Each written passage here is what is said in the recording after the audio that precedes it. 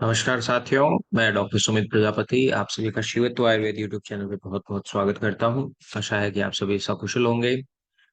हमने इससे पहले जॉन्डिस के पार्ट वन को डिस्कस किया था। आज हम बिना कोई देर किए जॉन्डिस के पार्ट टू को डिस्कस करते हैं। ये स्टार्ट करते हैं। सबसे पहले हम इंट्रोडक्शन की बात कर लेते हैं कि जॉन्डिस क्या है। Jaundice is a yellow discolouration of skin, sclera, mucous membrane and other tissues due to excess of bilirubin. जो मैंने आपको पार्ट वन में बताया था कि जॉन्डिस किस वजह से होता है, excess of bilirubin in blood की वजह से होता है, जिसकी वजह से skin, sclera, mucous membrane and other tissues का येलो डिस्कलरेशन होता है। तीन टाइप के जॉन्डिस भी देखे थे हमने लास्ट में। पहला होता है प्री हिपेटिक या हिमोलाइटिक जॉन्डिस, दूसरा होता है हिपेटिक या हिपेटोसेल्युलर जॉन्डिस एंड तीसरा होता है पोस्ट हिपेटिक या ऑब्स्ट्रक्टिव जॉन्डिस। अब बिलीरुबिन को भी देख लेते हैं वापस के बिलीरुबिन क्या होता है। रेटिकुलो एंडोथेलियल सिस्टम में आरबीसीज होती हैं, उनका जब डिस्ट्रक्शन होता है तो हिम पार्टिकल बाहर निकलता है क्योंकि उससे हीमोग्लोबिन निकलता है। तो हीमोग्लोबिन से हिम पार्टिकल अलग हो जाता है। उस हिम पार्टिकल से फिर अनकॉन्जुगेटेड बिलीरुबिन बनती है। वो अनकॉन्जुगेटेड बिलीरुबिन फिर ब्लड स्ट्रीम में जाती है और एल्ब्यूमिन से जुड़ती है। एल्ब्यूमिन से जुड़ते ही ये बिलीरुबिन एल्ब्यूमिन कॉम्प्लेक्स बन जाता है, जिसको हम इनडायरेक्ट बिलीरुबिन बोलते हैं। फिर ये इनडायरेक्ट बिलीरुबिन जो होता है ये लीवर के अंदर जाता है। लीवर के अंदर जाते ही इसके ऊपर यूरिडिन ग्लूक्यूरोनिल ट्रांसफेरेज एंजाइम काम करता है, जो कि इस इनडायरेक्ट या अनकॉन्जुगेटेड बिलीरुबिन को कॉन्जुगेटेड बिलीरुबिन या फिर डायरेक्ट बिलीरुबिन में चेंज करता है। उसके बाद में ये जो होता है इंटेस्टाइन में जाता है और इसके ऊपर बैक्टीरियाज काम करते हैं, जो इस कॉन्जुगेटेड बिलीरुबिन को यूरोबिलिनोजन में चेंज करता है। और यूरोबिलिनोजन में चेंज करने के बाद में ये इसमें 80% पार्ट जो होता है वो फीकस में एक्सक्रीट हो जाता है स्टर्कोबिलिन के रूप में। रेस्ट का जो 2% पार्ट होता है वो यूरोबिलिन के रूप में एक्सक्रीट होता है यूरिन से। और बाकी का जो पीछे बचा हुआ 18% पार्ट होता है, वो 18% पार्ट वापस गट के अंदर जाता है, इंटेस्टाइन से एब्जॉर्ब होता है और एब्जॉर्ब होने के बाद में ये वापस लीवर में जाता है, ताकि जो भी अनकॉन्जुगेटेड पार्ट था वो वापस कॉन्जुगेशन में जा सके। अब हम जो इस पार्ट में नई चीज देखने की कोशिश करेंगे वो होगी साइन एंड सिम्टम्स की। जॉन्डिस में हमें क्या क्या साइन एंड सिम्टम्स देखने को मिलेंगे। तो सबसे पहला होगा इक्टेरस, यानी कि yellowish discolouration of whites of eye. आप देख सकते हैं इस डायग्राम में कि ये जो व्हाइट पार्ट है, इस व्हाइट आंखों का जो व्हाइट पार्ट होता है, ये व्हाइट पार्ट यानी कि स्क्लेरा जो है, ये स्क्लेरा जो है वो येलोइश डिस्कलरेशन इसके अंदर देखा जा सकता है। इस कंडीशन को हम इक्टेरस बोलते हैं। इसके अलावा इचिंग या प्रोराइटिस, यानी कि पूरे बॉडी के अंदर उस पेशेंट को खुजली चलेगी। ऐसा क्यों होगा? क्योंकि बिलीरुबिन जो होगा वो जब पूरी बॉडी के अंदर पूरे ब्लड में फैलने लग जाता है, तब वो इचिंग या फिर प्रोराइटिस की कंडीशन डेवलप करता है।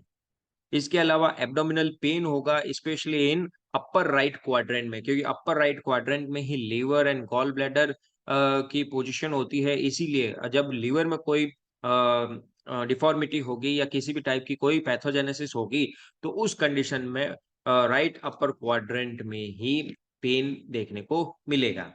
एंड एबनॉर्मल वेट लॉस हो सकता है। पेशेंट ये शिकायत कर सकता है कि उसका वेट लॉस हो रहा है बिना किसी ठोस कारण के ही, या फिर वॉमिटिंग की शिकायत हो सकती है। पेलर स्टूल या स्टेटोरिया की शिकायत हो सकती है। पेलर स्टूल या स्टेटोरिया क्यों? स्टेटोरिया क्या होता है कि फीकस में जब फीकस में फैट आने लग जाती है, जब फीकस में फैट आने लग जाती है, तो उस कंडीशन को हम स्टेटोरिया बोलते हैं। फैट क्यों आती है? क्यों?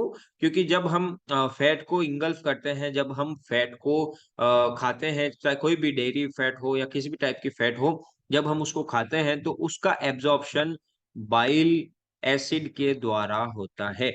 बाइल पिगमेंट तो उसका एब्जॉर्प्शन बाइल के द्वारा होता है, क्योंकि बाइल में bile pigments and bile salts होते हैं। तो बाइल जो होता है वो फैट को एब्जॉर्ब करने का काम करता है। तो अब क्योंकि मान लीजिए ऑब्स्ट्रक्टिव जॉन्डिस हो गया, तो बाइल का प्रॉपर सिक्रेशन नहीं होगा। बाइल का प्रॉपर सिक्रेशन नहीं होगा तो फिर फैट का एब्जॉर्प्शन नहीं हो सकता है, और जब फैट का एब्जॉर्प्शन नहीं होगा तो फैट वैसी की वैसी ही फीकस के थ्रू बाहर निकल जाएगी। इस कंडीशन को ही हम स्टेटोरिया बोलते हैं। और पेलर स्टूल क्यों मिलेंगे? क्योंकि बाइल पिगमेंट्स जो है वो प्रॉपर्ली सीक्रेट नहीं हो पा रहे हैं, अपनी इंटेस्टाइन के अंदर रिलीज नहीं हो पा रहे हैं, इसी वजह से उसको वो येलोइश डिस्कलरेशन नहीं मिल पाता है, जिसकी वजह से पेलर स्टूल या फिर व्हाइट स्टूल देखने को मिलते हैं। जैसे चावल के पानी जो होता है, चावल का पानी किस तरीके से सफेद होता है, उस तरीके के स्टूल देखने को मिलते हैं। इसके अलावा डार्क यूरिन प्रेजेंट हो सकता है, पेशेंट ये कंप्लेन कर सकता है कि उसकी यूरिन बहुत ज्यादा डार्क हो रही है, या फिर फटीगनेस देखने को मिल सकती है पेशेंट में। और देखते हैं हम तीनों को अलग-अलग से डिफरेंशिएट करते हैं। लाइक प्रूराइटिस जो है, वो प्री हिपैटिक या हीमोलाइटिक में एब्सेंट होगा। हिपैटोसेल्युलर में वेरिएबल हो सकता है, क्योंकि प्री हिपैटिक में अनकॉन्जुगेटेड बिलीरुबिन ज़्यादा बढ़ा हुआ मिलता है। हिपैटोसेल्युलर में अनकॉन्जुगेटेड एंड कॉन्जुगेटेड दोनों बढ़े हुए मिलते हैं। पोस्ट हिपैटिक में कॉन्जुगेटेड बिलीरुबिन ज़्यादा बढ़ा हुआ मिलता है। तो क्योंकि पोस्ट हिपैटिक में कॉन्जुगेटेड बिलीरुबिन बहुत ज़्यादा बढ़ा हुआ मिलता है, इसी वजह से प्रूराइटिस या इचिंग की कंडीशन देखने को मिलती है। इचिंग जो होगी वो सिर्फ और सिर्फ कॉन्जुगेटेड बिलीरुबिन की वजह से देखने को मिलेगी। ब्रेडिकार्डिया देखने को मिल सकता है किसमें?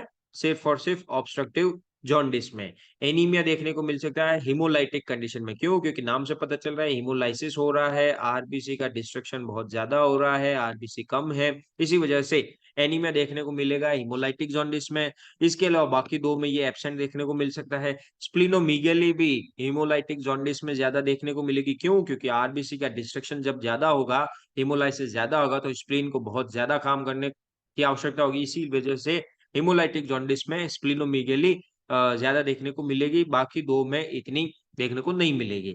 पैल्पेबल गॉल ब्लैडर कब देखने को मिल सकता है? जब गॉल ब्लैडर में कोई पैथोजेनेसिस हो या उसमें कोई गॉल स्टोन हो, और गॉल स्टोन जब होगा तो ऑब्स्ट्रक्टिव जॉन्डिस की कंडीशन डेवलप होगी। इसीलिए पैल्पेबल गॉल ब्लैडर जो है वो सिर्फ और सिर्फ ऑब्स्ट्रक्टिव जॉन्डिस में ही देखने को मिल सकता है। इसके अलावा बाकी दो जॉन्डिस उनमें देखने को नहीं मिलेगा। इसके अलावा ब्लीडिंग टेंडेंसी जो होगी वो किसमें देखने को मिलेगी? पोस्ट हिपैटिक जॉन्डिस में या फिर हिपैटिक जॉन्डिस में देखने को मिल सकती है। ऐसा क्यों? क्योंकि ब्लड को रोकने के लिए, उसका थक्का जमने के लिए बॉडी में विटामिन के की बहुत ही ज्यादा इंपॉर्टेंस होती है। विटामिन के जो होता है वो क्लॉटिंग सिस्टम या फिर क्लॉटिंग फैक्टर्स के रूप में काम करता है, इसीलिए। और विटामिन के जो होता है वो फैट सॉल्युबल होता है। अब क्योंकि ऑब्स्ट्रक्टिव जॉन्डिस या फिर हिपेटिक जॉन्डिस में, क्योंकि बाइल प्रॉपरली गैस्ट्रोइंटेस्टाइनल ट्रैक में जा नहीं पाएगा, तो फैट जो होगी वो एब्जॉर्ब नहीं होगी, और जब फैट एब्जॉर्ब नहीं होगी तो विटामिन के का भी एब्जॉर्प्शन नहीं हो पाएगा। तो इसी वजह से ब्लीडिंग टेंडेंसी बढ़ जाती है, यानी कि इजी ब्रूजिंग देखने को मिलती है। थोड़ा सा भी अगर टच हो जाए किसी के, तो उससे ब्लड निकलने के चांसेस बहुत ज्यादा रहते हैं, घाव होने के चांसेस ज्यादा रहते हैं। तो ये किस कंडीशन में देखने को मिलेगा? हिपेटोसेल्युलर जॉन्डिस में देखने को मिलेगा, या फिर ऑब्स्ट्रक्टिव जॉन्डिस की लेट स्टेज के अंदर देखने को मिल सकता है। And then features of hepatocellular failure, यानी कि हिपेटोसाइट्स जो है वो प्रॉपर किसके अंदर डैमेज हो सकती है? वो मैक्सिममली हिपेटोसेल्युलर जॉन्डिस में ही डैमेज देखने को मिल सकती है। इसके अलावा हिमोलाइटिक में एब्सेंट ही मिलेगी, या फिर पोस्ट हिपैटिक में बहुत ही रेयर कंडीशन में या फिर लेट स्टेज के अंदर ये देखने को मिल सकती है। लेट स्टेज में क्यों? क्योंकि जैसे-जैसे बिलिरुबिन का एक्यूमुलेशन होता रहेगा, तो हिपेटोसेल्युलर जो सिस्टम है या फिर हिपैटिक सिस्टम जो है उसके ऊपर वर्कलोड बढ़ेगा, तो एंड इन द एंड वो काम करना बंद कर देगा। लेकिन हिपेटोसेल्युलर जॉन्डिस यानी कि लीवर के अंदर ही किसी न किसी टाइप की पैथोजेनेसिस है, इसी वजह से हिपेटोसेल्युलर फेलियर वाली कंडीशन सिर्फ और सिर्फ हिपैटिक या हिपेटोसेल्युलर जॉन्डिस में ही देखने को मिलेगी। Then bile pigment in the urine. Bile pigment in the urine क्या है कि जो भी कॉन्जुगेटेड बिलीरुबिन जो होगा, या फिर जो एक्सेस अमाउंट के अंदर सीरम के अंदर बिलीरुबिन देखने को मिल रहा है, वो बिलीरुबिन फिर धीरे-धीरे यूरिन के थ्रू पास होगा, क्योंकि कॉन्जुगेटेड बिलीरुबिन जो है वो वाटर सॉल्युबल होता है, and unconjugated bilirubin water soluble नहीं होता है। इसीलिए अनकॉन्जुगेटेड बिलीरुबिन, क्योंकि हेमोलाइटिक कंडीशन में अनकॉन्जुगेटेड बिलीरुबिन मिलता है, इसी और ये वाटर सॉल्युबल नहीं होता है, इसीलिए यूरिन के अंदर डार्क डिस्कलरेशन तो देखने को नहीं मिलेगा। लेकिन हिपेटोसेल्युलर में, क्योंकि कॉन्जुगेटेड बिलीरुबिन भी बढ़ा हुआ मिल सकता है, इसीलिए इसमें प्रेजेंट भी हो सकता है, लेकिन ऑब्स्ट्रक्टिव जॉन्डिस में सिर्फ और सिर्फ कॉन्जुगेटेड बिलीरुबिन ही एक्सेस अमाउंट में देखने को मिलता है, और वो पूरा 100% वाटर सॉल्युबल होता है। इसीलिए पोस्ट हिपेटिक या ऑब्स्ट्रक्टिव जॉन्डिस के अंदर यूरिन के अंदर एक्सेस अमाउंट के अंदर डार्क डिस्कलरेशन देखने को मिलता है। देन यूरोबिलिनोजन जो होगा वो हिमोलाइटिक कंडीशन के अंदर बहुत एक्सेस अमाउंट के अंदर देखने को मिलेगा। क्यों? क्योंकि अनकॉन्जुगेटेड बिलीरुबिन तो बन रहा है, बहुत एक्सेस अमाउंट में बन रहा है, इसीलिए वो जितना का जितना अनकॉन्जुगेटेड बिलीरुबिन होगा वो एक्सेस अमाउंट में फिर उसको कॉन्जुगेटेड में चेंज करेगा, फिर कॉन्जुगेटेड उसको एक्सेस अमाउंट में यूरोबिलिनोजन में चेंज करेगा। इसीलिए प्री हिपेटिक या हिमोलाइटिक जॉन्डिस में ये यूरोबिलिनोजन ज्यादा देखने को मिलता है। हीमो हिपेटिक या फिर हिपेटोसेल्युलर में ये प्रेजेंट हो सकता है और कुछ अमाउंट के अंदर एक्सेस में भी हो सकता है, और ऑब्स्ट्रक्टिव जॉन्डिस में ये एब्सेंट ही देखने को मिलेगा। क्यों? क्योंकि बाइल पिगमेंट जो है या फिर बाइल जो है वो उसका ऑब्स्ट्रक्शन हो रखा है, वो प्रॉपर्ली गैस्ट्रोइंटेस्टाइनल ट्रैक्ट में जा नहीं पाएगा। जब जा नहीं पाएगा तो फिर उसके ऊपर गट बैक्टीरियाज काम नहीं करेंगे, और जब गट बैक्टीरियाज काम नहीं करेंगे तो फिर जो कॉन्जुगेटेड बिलीरुबिन होगा वो यूरोबिलिनोजन में चेंज ही नहीं हो पाएगा। इसी वजह से ऑब्स्ट्रक्टिव में तो यूरोबिलिनोजन एब्सेंट मिलता है, लेकिन हिमोलाइटिक जॉन्डिस के अंदर बहुत ही ज्यादा एक्सेस अमाउंट में देखने को मिलता है। अब हम बात करते हैं डायग्नोसिस की। डायग्नोसिस के लिए हम क्या-क्या टूल्स यूज़ कर सकते हैं? लाइक कंप्लीट पेशेंट की हिस्ट्री लेनी पड़ेगी, हमें प्रॉपर ये ध्यान रखना पड़ेगा कि पेशेंट को ये जो भी कंडीशंस डेवलप हुई है, वो कब से स्टार्ट हुई है, तो एक प्रॉपर हिस्ट्री जो होगी उससे हम डायग्नोस कर सकते हैं। Then examination of faeces, faeces का एग्जामिनेशन करने से भी हमें पता चल सकता है कि अगर पील स्टूल आ रहे हैं या फिर स्टेटोरिया आ रहा है, तो हम ये पता कर सकते हैं कि ये ऑब्स्ट्रक्टिव जॉन्डिस का एक पार्ट हो सकता है। देन सीरम बिलीरुबिन हम चेक करेंगे, जिसमें नॉर्मल वैल्यू 0.5 टू 1 एमजी पर डीएल होती है। इसके अलावा एसजीओटी एंड एसजीपीटी को भी हम कंसीडर कर सकते हैं, जिसकी नॉर्मल वैल्यू 10 टू 40 यूनिट पर लीटर होती है। इसके अलावा सीरम एल्कलाइन फॉस्फेटेज, जिसकी नॉर्मल वैल्यू 210 इंटरनेशनल यूनिट पर लीटर होती है। देन गामा ग्लूटामिल ट्रांसपेप्टाइडेज जीजीटी, इसको भी हम इवेल्युएट कर सकते हैं। Serum cholesterol and serum albumin का भी हम पता कर सकते हैं। And in the and USG abdomen, liver biopsy, CT scan या फिर एमआरआई एंड ईआरसीपी भी डायग्नोस्टिक टूल के रूप में यूज किए जा सकते हैं। अब हम देखते हैं कि इनका यूज क्यों क्यों करेंगे। लाइक सीरम बिलीरुबिन जो कि जॉन्डिस के अंदर मेन फैक्टर का काम करता है, तो जॉन्डिस में अगर सीरम बिलीरुबिन बढ़ा हुआ है, ऑब्वियस सी बात है, जब बढ़ा हुआ होगा तो हम पता कर सकते हैं। सीरम बिलीरुबिन भी दो टाइप के मिलेंगे, डायरेक्ट एंड इनडायरेक्ट। तो इनमें से कौन सा बढ़ा हुआ है उसके अकॉर्डिंग हम पता कर सकते हैं कि ये हिमोलाइटिक जॉन्डिस है। हिमोलाइटिक जॉन्डिस है तो इनडायरेक्ट ज्यादा बड़ा मिलेगा। अगर दोनों बढ़े हुए मिल रहे हैं तो फिर ये हिपेटोसेल्युलर जॉन्डिस है, और अगर सिर्फ डायरेक्ट बढ़ा हुआ मिल रहा है तो ये ऑब्स्ट्रक्टिव जॉन्डिस है। इसके अलावा एसजीओटी एंड एसजीपीटी क्या होते हैं कि मान लीजिए ये लीवर है, तो लीवर के अंदर जो हिपेटोसाइट्स होती है, इन हिपेटोसाइट्स के अंदर ये दोनों जो प्रोटीन्स होती है ये इकट्ठा एक्यूमुलेट हुई रखती है। लेकिन अगर किसी वजह से अगर लीवर का नेक्रोसिस की कंडीशन हो जाए, यानी कि लीवर की सेल डैमेज होने लग जाती है, तो ये एसजीओटी एसजीपीटी इससे ooze आउट होने लगते हैं और फिर ब्लड स्ट्रीम में आने लगते हैं। तो अगर ब्लड स्ट्रीम में एसजीओटी एसजीपीटी की वैल्यू बढ़ जाती है, इसका मतलब कि लीवर के अंदर किसी न किसी नेक्रोसिस की पैथोलॉजी है। इससे हम पता लगा सकते हैं कि ये जो जॉन्डिस होगा वो हिपेटिक जॉन्डिस का कारण हो सकता है। हेपेटिक जॉन्डिस की तरफ इंडिकेट करता है एसजीओटी एसजीपीटी। इसके अलावा सीरम एल्कलाइन फॉस्फेटेज जो होता है वो ऑब्स्ट्रक्टिव जॉन्डिस में एक्सेस अमाउंट में बढ़ा हुआ देखने को मिलता है। ऑब्स्ट्रक्टिव जॉन्डिस में, क्योंकि ऑब्स्ट्रक्टिव जॉन्डिस में क्या होता है कि गॉल ब्लैडर में स्टोन फॉर्मेशन होता है। तो गॉल ब्लैडर में जब स्टोन फॉर्मेशन होता है, उस कंडीशन में serum alkaline phosphatase blood stream में बहुत ही एक्सेस अमाउंट में बढ़ावा मिलता है। And gamma glutamyl transpeptidase, serum cholesterol and serum albumin जो है ये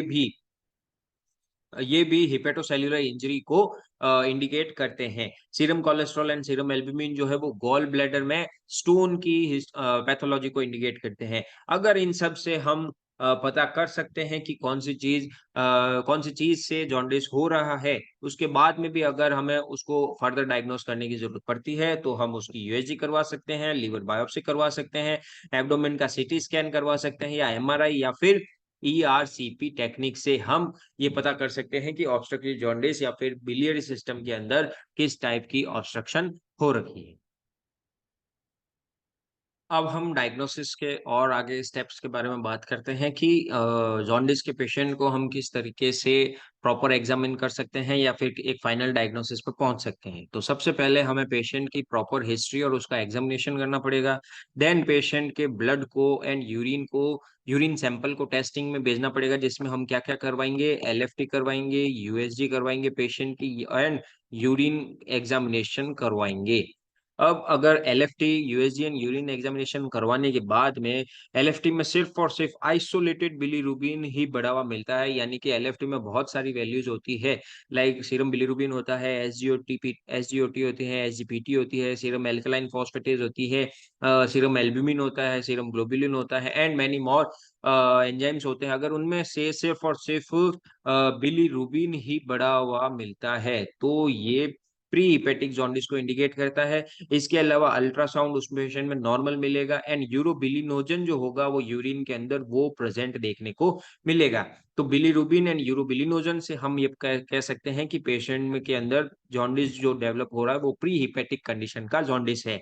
देन हम वापस एलएफटी में देखेंगे। एलएफटी में अगर सिर्फ और सिर्फ कॉन्जुगेटेड बिलीरुबिन ही बढ़ा हुआ है प्री हिपेटिक जॉन्डिस में, तो वो कौन सी कंडीशन होगी, इनहेरिटेड ड्यूबिन जॉनसन या फिर रॉटर सिंड्रोम वाली कंडीशन होगी।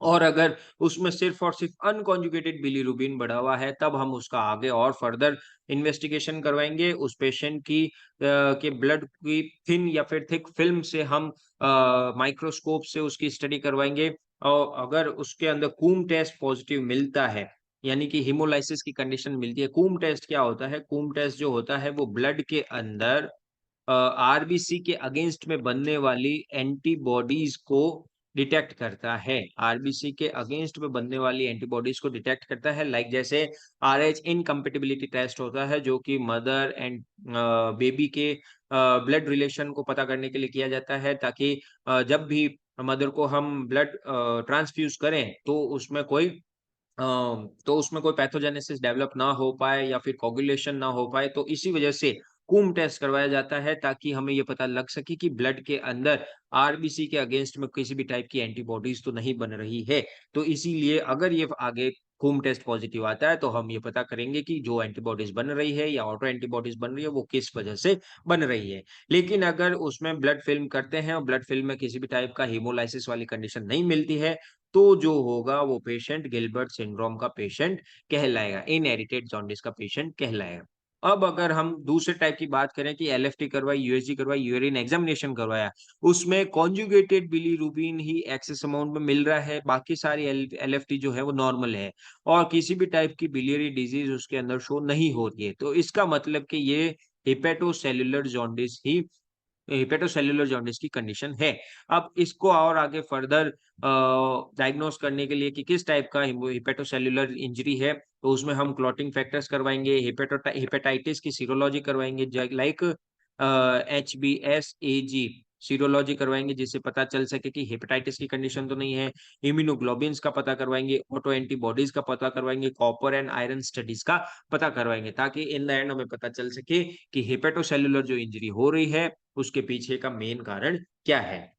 अब अगर एलएफटी, यूएसजी न्यूरोन एग्जामिनेशन करवाएँगे किसी थर्ड टाइप के पेशेंट में और उसमें कॉन्जुगेटेड बिलीरुबिन बढ़ा हुआ मिल रहा है, अदर एलएफटी एब्नॉर्मल मिल रही है एंड बिलियरी डिजीज की भी एविडेंस मिल रहे हैं, लाइक यूएसजी करवाएँगे, यूएसजी में अगर गॉल ब्लैडर मिल रहा है, किसी भी टाइप का ऑब्स्ट्रक्शन मिल रहा है, तो ये बिलियरी ऑब्स्ट्रक्शन को शो करता है। इसका मतलब कि किस टाइप का जॉन्डिस है, ऑब्स्ट्रक्टिव टाइप का जॉन्डिस है। और इस ऑब्स्ट्रक्टिव टाइप के जॉन्डिस को और आगे फर्दर डायग्नोस करने के लिए हम फिर उसकी कोलेंजियोग्राफी या फिर ईआरसीपी टेक्निक से उसको पता कर सकते हैं। कॉम्प्लिकेशंस की बात करें कि जॉन्डिस में हमें क्या-क्या कॉम्प्लिकेशंस देखने को मिल सकते हैं, तो सबसे पहला है malabsorption due to decreased absorption of fat and fat soluble vitamins like A, D, E, K and calcium. जैसा मैंने आपको बताया था पिछली स्लाइड में कि उस पिछली स्लाइड में कि ब्लीडिंग टेंडेंसी बढ़ती है। ब्लीडिंग टेंडेंसी क्यों बढ़ती है? क्योंकि विटामिन के का एब्जॉर्प्शन कम होता है। विटामिन के का एब्जॉर्प्शन कम क्यों होता है? क्योंकि ये जो विटामिन्स होते हैं, vitamin A, vitamin D, vitamin E, vitamin के, ये जो होते हैं ये फैट सॉल्युबल होते हैं। और फैट को एब्जॉर्ब कौन करता है? वो बाइल एब्जॉर्ब करने का काम करती है, लेकिन क्योंकि बाइल प्रॉपर तरीके से जीआईटी के अंदर उसमें सिक्रेशन नहीं हो पा रहा है, इसी वजह से ना फैट का एब्जॉर्प्शन होगा, फैट का एब्जॉर्प्शन नहीं होगा तो फैट यूं की यूं फीकस के रूप में बाहर आ जाएगी, जिस कंडीशन को हम स्टीटोरिया बोलते हैं। और उसके साथ में ही fat soluble vitamins like vitamin A, vitamin D, vitamin E and vitamin K का भी एब्जॉर्प्शन नहीं हो पाएगा, जिसकी वजह से इन सारी विटामिन्स की एंड कैल्शियम की कमी की वजह से जो भी साइन एंड सिम्पटम्स डेवलप होंगे और माल एब्जॉर्प्शन देखने को मिलेगा। accumulation of copper is generally excreted in bile। accumulation of copper यानी कि बॉडी के अंदर अब कॉपर का accumulation यानी कि उसकी सीरम के अंदर कॉपर की वैल्यू बढ़ती जाएगी। ऐसा क्यों होगा? क्योंकि जनरली कॉपर जो होता है वो बाइल के रूप में एक्सक्रीट होता है, लेकिन क्योंकि अब बाइल प्रॉपर सिक्रेशन नहीं हो पा रहा है या फिर बन नहीं पा रहा है, जिसकी वजह से कॉपर का भी सिक्रेशन नहीं होगा, तो कॉपर की टॉक्सिसिटी डेवलप हो सकती है। एंड हिपेटोसेल्युलर फेलियर की कंडीशन हो सकती है अगर उसको प्रॉपर्ली डायग्नोस ना करके उसका प्रॉपर ट्रीटमेंट ना किया जाए।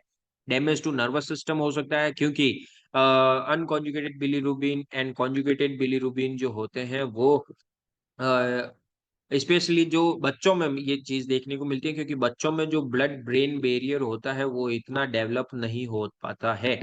बच्चों में जब ब्लड ब्रेन बैरियर डेवलप नहीं होता है तो ये जो बिलीरुबिन होता है ये इस ब्लड ब्रेन बैरियर को क्रॉस कर जाता है और स्पेशली न्यूबॉर्न या इन्फेंट जो होते हैं उनके ब्रेन में ये इंसेफेलोपैथी की कंडीशन डेवलप करता है, जिसको हम नियोनेटल जॉन्डिस भी बोलते हैं। स्किन के अंदर क्रॉनिक प्लूराइटिस देखने को मिल रही है। अगर कोई पेशेंट ये कंप्लेन बताता है कि उसको बहुत ही लंबे टाइम से उसको खुजली की दिक्कत है, तो हम ये एक तरीके से ये पता कर सकते हैं कहीं उस पेशेंट को जॉन्डिस की प्रॉब्लम तो नहीं है। इसके अलावा स्किन में थिकनिंग देखने को मिल सकती है, एक्सकोरिएशन यानी कि ईज़ी ब्रूजिंग देखने को मिल सकती है। एंड ईज़ी ब्रूजिंग जैसे मैंने आपको बता ही दिया क्यों? क्योंकि विटामिन के उसमें प्रॉपर तरीके से एब्ज़ॉर्ब नहीं हो पा रहा है। विटामिन के जो होता है वो क्लॉटिंग फैक्टर के रूप में भी काम करता है। ब्लड को कोagulate करने में इसकी बहुत ज़्यादा नीड होती है। इसी वजह से जब विटामिन के and vitamin E, vitamin A जो ये प्रॉपर तरीके से नहीं एब्ज़ॉर्ब होंगे बॉडी में, तो ये सारी स्किन को डेलीकेट कर देंगे। इसी वजह से जैसे ही स्किन हमारी किसी भी हार्ड सरफेस के टच होगी, तो टच होते ही उससे ब्लीडिंग स्टार्ट होने लग जाएगी, जो कि ईज़ी ब्रूजिंग का काम करती है। अब हम इसके ट्रीटमेंट की बात करते हैं। ट्रीटमेंट में definitive management depend upon the cause यानी कि इसके पीछे का जो कॉज़ होता है, उसी को हमें ट्रीट करना होता है। अगर हम कॉज़ ट्रीट कर देंगे तो अ, जॉन्डिस भी खत्म हो जाएगा। Treatment of underlying cause of haemolysis अगर हेमोलाइसिस की वजह से अगर कोई जॉन्डिस की कंडीशन डेवलप हो रही है, तो हमें उस हेमोलाइसिस की कंडीशन को ही ट्रीट करना पड़ेगा। Some drugs useful in jaundice कौन-कौन सी है? लाइक एंटीहिस्टामिन, डाइफेनिहाइड्रामिन क्योंकि बहुत ही ज़्यादा एक्सेसिव इचिंग की प्रॉब्लम होती है, उस वजह से पेशेंट जो होता है वो बहुत ही अनकम्फर्ट फ़ील करता है, इसलिए एंटीहिस्टामिन का यूज़ कर सकते हैं।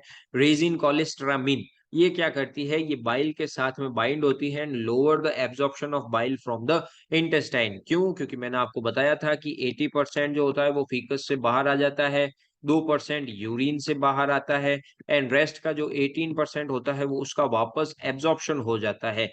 तो ये जो रेज़िन कोलेस्ट्रामीन होता है, ये इस 18% के एब्ज़ॉर्प्शन को रोकती है ताकि जो भी एक्सेस अमाउंट के अंदर बाहर गया है, वो वापस एब्ज़ॉर्ब नहीं हो पाए। जब वो बाइल एब्ज़ॉर्ब नहीं होगा, तो एक तरीके से बॉडी के अंदर या ब्लड स्ट्रीम के अंदर सीरम बिलीरुबिन की वैल्यू कम हो जाएगी। देन अर्सोडेक्सिकोलिक एसिड इसका भी यूज़ किया जा सकता है। ये बिलियरी फ्लो को प्रमोट करता है, यानी कि बाइल जितना बॉडी से बाहर निकल सकता है, ये उसको निकालने की कोशिश करता है। एंड इंजेक्शंस ऑफ विटामिन के इन 10 एमजी की अमाउंट में एंड विटामिन डी 2.5 एमजी के अमाउंट में। क्यों? क्योंकि ये जो भी विटामिन्स हैं, ये फैट सॉल्युबल विटामिन्स हैं, ये प्रॉपर एब्ज़ॉर्ब नहीं होंगे, तो इनकी वजह से इनकी विटामिन के एंड विटामिन डी की डेफिशिएंसी के जो भी साइन एंड सिम्पटम्स होंगे, वो डेवलप होंगे। तो इसी वजह से एक सपोर्टिव ट्रीटमेंट के रूप में हम विटामिन के एंड विटामिन डी के इंजेक्शन लगा सकते हैं। इसके अलावा कैल्शियम ग्लूकोनेट क्योंकि कैल्शियम का भी एब्जॉर्प्शन प्रॉपर नहीं हो पाता है, इसीलिए हम 2 टू 4 ग्राम ओरल डोज़ के अंदर हम कैल्शियम ग्लूकोनेट को दे सकते हैं। इसके अलावा ईआरसीपी जो मैं आपको बहुत टाइम से बता रहा हूँ पिछली स्लाइड्स में बताया था डायग्नोसिस का एक टूल है। इसके अलावा ट्रीटमेंट भी किया जा सकता है। ईआरसीपी क्या होता है? Endoscopic retrograde cholangiopancreatography for relieving biliary obstruction. इसके अंदर क्या किया जाता है कि मुंह के थ्रू यानी कि गैस्ट्रोइंटेस्टाइनल ट्रैक्ट में माउथ के थ्रू इसके अंदर वायर इंसर्ट किया जाता है। कैमरा गाइडेड वायर्स होते हैं जो कि एम्पुला ऑफ वेटर के पास जाके फिर एम्पुला ऑफ वेटर से ये गाइडेड वायर जो होता है ये बिलियरी सिस्टम में एंटर होता है और ये डिटेक्ट करता है कि उस पेशेंट में कोई भी बिलियरी ऑब्स्ट्रक्शन तो नहीं है, और अगर बिलियरी ऑब्स्ट्रक्शन है तो उसको भी तो उस ऑब्स्ट्रक्शन को भी इस ईआरसीपी टेक्निक के द्वारा दूर किया जा सकता है। एंड सर्जिकल ट्रीटमेंट करवाया जा सकता है अगर कोई उपचार ना बचा हो, किसी भी तरीके का ऑब्स्ट्रक्टिव जॉन्डिस एक्सेस अमाउंट के अंदर हो गया हो, तो in the end surgical option ही बचता है लाइक पॉलीसिस्टेक्टोमी या फिर डीकम्प्रेशन ऑन बिलियरी ट्री। यानी कि बिलियरी सिस्टम को बाहर से अगर किसी ने ऑब्स्ट्रक्ट कर रखा है या फिर गॉल स्टोन की वजह से अगर उसमें ऑब्स्ट्रक्शन हो रखा है, तो इन द एंड हमें उसका ऑपरेशन करवाना ही पड़ेगा, जैसे कि कॉलीसिस्टेक्टोमी करवाई जा सकती है। आशा करता हूँ कि आपको जॉन्डिस के पार्ट 2 पे बनाया हुआ ये वीडियो बहुत-बहुत पसंद आया होगा। अगर आपको इससे रिलेटेड कोई भी क्वेश्चन एंड आंसर्स हो, तो आप कमेंट सेक्शंस में कमेंट कर सकते हैं। मैं पूरी कोशिश करूँगा कि आपके उन क्वेश्चंस का आंसर दे सकूँ। इसी के साथ ही मैं आप सभी का बहुत-बहुत धन्यवाद करता हूँ। Thank you so much. Please like, share and subscribe Shivat vibe. Thank you.